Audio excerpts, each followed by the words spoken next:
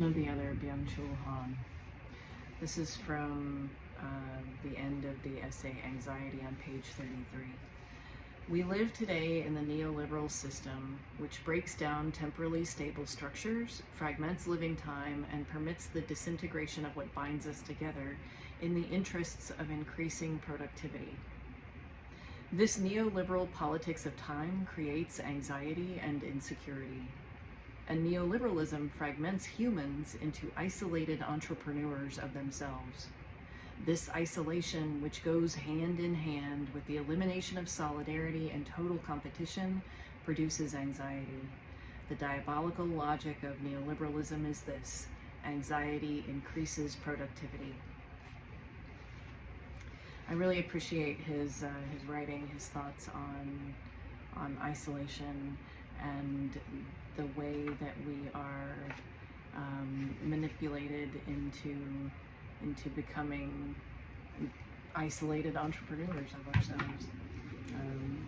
So anyway, another book that I've mentioned previously, and I'm probably going to keep mentioning for a while, The Myth of Red Texas: Cowboys, Populism, and Class War in the Radical South by David Griscom from OR Books. There's a few things that I appreciate about this book. Number one is the reminder, the reality that we're not actually alone, that we can gather together with others, we can form community, we can organize, and we can demand change from the government of the people, by the people, and for the people.